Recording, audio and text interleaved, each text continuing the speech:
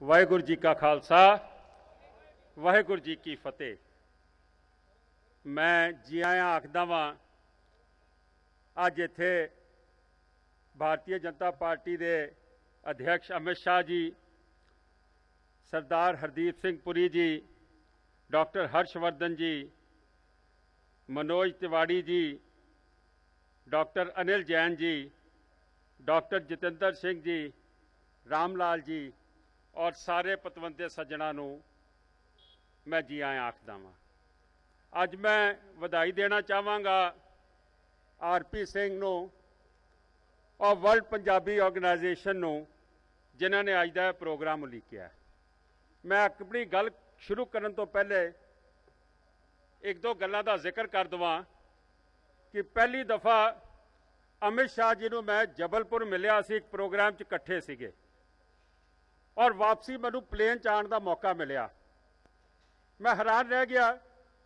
मैं क्या बहुत ताकतवर इंसान ने, अज उस पार्टी नूं हैड कर रहे हैं जिहड़ी पार्टी हिंदुस्तान च राज कर रही है, एक तो बाद एक सूबा जित रहे हैं और गुजरात तो ने। लेकिन जदों इन्होंने मैनू दसिया कि जदों मैं छोटा हुंदा सी साडे घर दे कोल गुरुद्वारे दे विच बचित्र नाटक की कथा हुंदी सी ते मेरी माता आखदी सीगी कि रोज निता प्रति तुसीं वो कथा सुन जाना है। और फिर इतिहास दी जिहड़ियां गल्लां मैनूं दसियां, मैनूं इस गल तो शांति मिली कि जिन्हां कोल मुल्क की कमान है उन्होंने किते ना किते सिख इतिहास का पता है, क्योंकि सानू अफसोस है कि साडा इतिहास रोलिया गया है।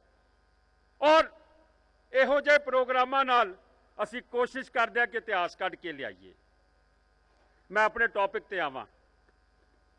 गुरु नानक पातशाह ने सिख धर्म की सिरजना की सी और सब तो पहले अगर किसी ग्रंथ दे विच नाम दर्ज है हिंदुस्तान का तो गुरु ग्रंथ साहिब विच है, और वह दर्ज किया सीगा गुरु नानक पातशाह ने जदों उन्होंने आख्या सी खुरासान खसमाना किया हिंदुस्तान डराया। गुरु ग्रंथ साहिब दे विच सब तो पहले हिंदुस्तान का नाम दर्ज है। और मैं समझदा कि अज सरबजदानी तुसी जिहड़ा लाइट एंड साउंड प्रोग्राम देखना है, इस दे पिछे कितनी वड्डी घालना गुरु नानक पातशाह तो जिहड़े सिख धर्म के पहले गुरु सन उत्थों शुरू हुई। और किहदे विच जुरत सीगी, बाबर अर्गे जाबर हमलावर मुगल बादशाह जिसने आके हिंदुस्तान के उत्ते कतलेआम किया, यह आख देना कि पाप दी जंज लै काबलो ताया जोरी मंगे दान वे लालो। इहो जी जुरत कोई होर नहीं कर सकता सी, ये गुरु नानक पातशाह सी। और सारे गुरुओं ने, सिख शहीदां ने, सिखा ने, माइया बीबियां ने वो गुरु नानक का कौल पकाया कि यह जिहड़ा मुगल राज है इसका खात्मा होना चाहिए। मैं समझदा कि किते ना किते साडे इतिहास नूं रोलिया गया है। जे मैं जिस जगह ते अज असीं बैठे हैं इत्थे दी गल करां, मैं अज सीन क्रिएट कर रहा तुहाडे सामने। एक कतवाली है इतिहासिक जिहदे विच गुरु तेग बहादुर, भाई मती दास, भाई सती दास, भाई दयाला जी उन्होंने कैद रखा गया 6 महीने। क्यों? कि या तो ईन मान लो इस्लाम कबूल कर दो, नहीं तो तुहाडियां शहादतां हो जाणगियां। खालसा जी इस जगह ते आपां नूं इतिहास पता है, भाई मती दास, भाई सती दास, भाई दयाला जी शहीद किए गए। अखीर समा आया गुरु तेग बहादुर जी की शहादत का, और जदों जल्लाद की तलवार चली, जालम औरंगजेब का हुक्म मनिया गया, उस वेले जदों शहादत हुई इस मुल्क दे विच, इस जगह के उत्ते किसी च जिगर नहीं सी, किसी च जान नहीं सी। अपने गुरु नूं सांभदा सिर्फ 2 सिख उठे सीगे, 2 सिख उठे सी, भाई जैता जी दे नाल एक होर, और वो इथों दी उस सीस नूं लैके आनंदपुर साहब गए सीगे। मैं समझदा कि अगर इस हिंदुस्तान ने जिसने मुगलों की गुलामी नूं अपने गले की जंजीर समझ लिया सीगा, अगर ये किसी ने रूह फूकी तो वह सरबजदानी दसम पिता ने, जिन्होंने गुरु नानक पातशाह तो लैके सारे गुरुआं ने सानू ये हुक्म किया सी।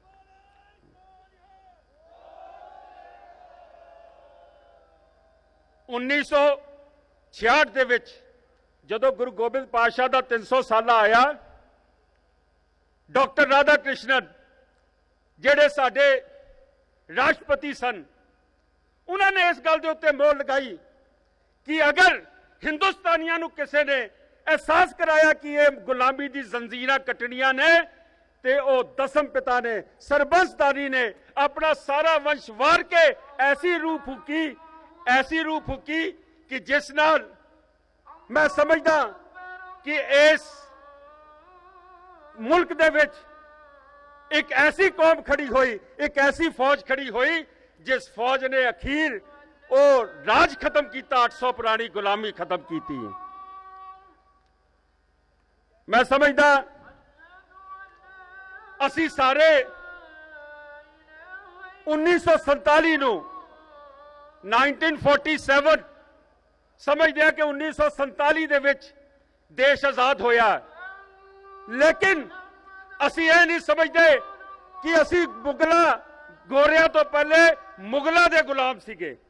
और मुगल राज दे विच अगर किसी ने गुलामी कटी, सब तो पहले बाबा बंदा सिंह बहादुर 1710 दे विच, और उस तो बाद महाराजा रणजीत सिंह।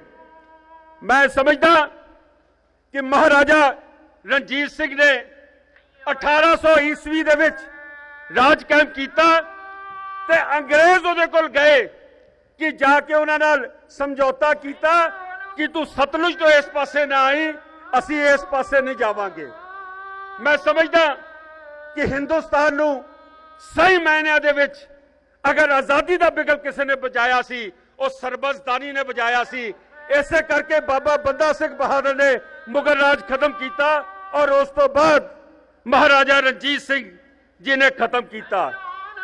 साडा अफसोस इको रहा कि साडे इतिहास नूं ठीक तरह दस्या नहीं गया, और जे इतिहास ठीक तरह दस्या गया हुंदा, ये गल मेरी ध्यान नाल सुनना जो मैं हुण कहण जा रहा वां।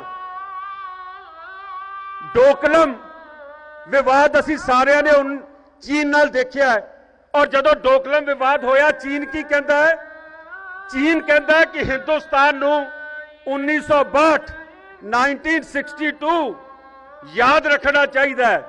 मैं समझदा तुसी जिन्ने बैठे हो, और खास तौर पे इस मुल्क च राज करने वाले लोग बैठे ने, मैं दसना चाहना अगर चीन नूं किसी ने मार दी सी, वो महाराजा रणजीत सिंह दिया सिख फोर्सेस ने दी सी। कारगिल कह लो तुसी, गिलगिट कह लो तुसी, सैचिन कह लो तुसी, अगर किसी ने चीन तो फतेह किया सी, वो महाराजा रणजीत सिंह दी खालसाई फौजा ने इस जितिया सी। और जदों चीन ने सानू हुणे पिछले दिन ही धमकाया कि डोकलम दी सरकर्मिश दे विच उन्हें आख्या कि तुसी 1962 याद कर लो।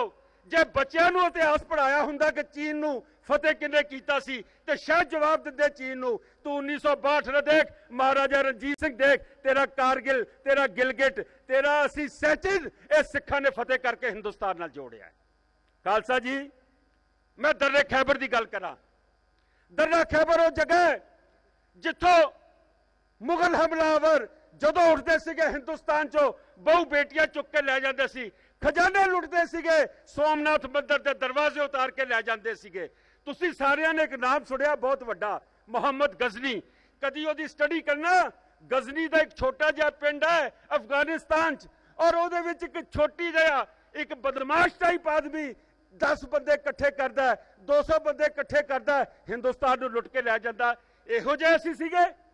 अगर उन्होंने किसी ने जवाब दिता है, दर्रा खैबर का किसी ने मुंह बंद किया है, तो हरि सिंह नलवे ने किया है, जिसनों अमेरिका और रशिया काबू नहीं कर सकिया। दर्रा खैबर नूं जाके 20 साल अगर राज किया है, तो महाराजा रणजीत सिंह का राज रहा। और जेड़े सोमनाथ मंदिर के दरवाजे ला के लै गए सी, गैर सिख कुड़ियां 2500 चुक के लै गए सीगे, और सिख फौजियां ने लिया के वापस हिंदुस्तान की इज्जत बचा के उन्हें घरां दे विच छड्डिया। यह इतिहास साडा किसी ने नहीं दसिया।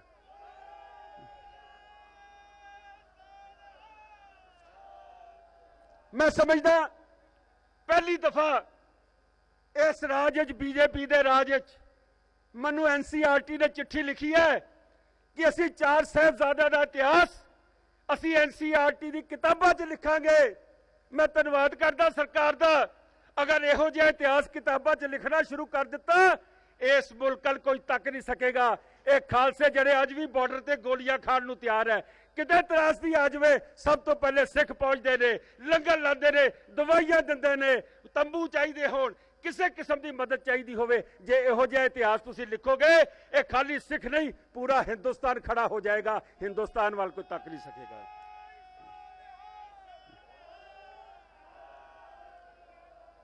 इस सरकार ने भावें साडी जिहड़ी लिस्ट सीगी ब्लैक लिस्ट उसनूं माफ किया, 1984 के मुआवजे देने होण, इंसाफ देना होवे, इस सरकार ने साडे नाल काम किया, असीं धन्नवाद करते हैं। लेकिन एक लास्ट गल कह के मैं समाप्ति करांगा।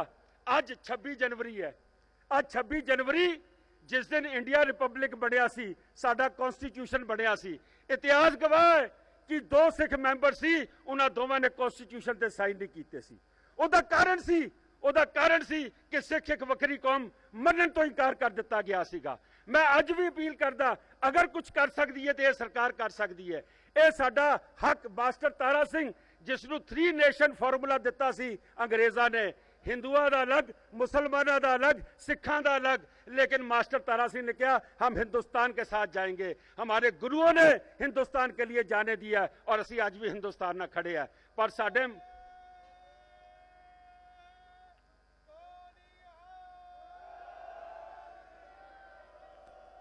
और आजाद हिंदुस्तान सब तो पहले अगर धोखा दिता पंडित नेहरू ने, वो सानू दिता। सब तो पहला पोलिटिकल कैदी अगर कोई बनया तो मास्टर तारा सिंह बनया। अज भी साडियां डिमांड्स खड़ियां ने और मैनूं उम्मीद है जिथे अमित शाह जी आए ने, होर बीजेपी की लीडरशिप आई है, साडे जिहड़े मसले साडे दिल के बहुत नज़दीक ने, इसनूं तुसीं जरूर हल करोगे। और एक गल होर, अगर तुसीं साडे इतिहास नूं किताबां 'च लिआओगे, अखां मीट के सौ जाना, भावें इत्थे अमरीका हमला करे, भावें चाइना हमला करे, एक गुरु की लाडली फौज इस मुल्क नूं कुछ नहीं होण देगी।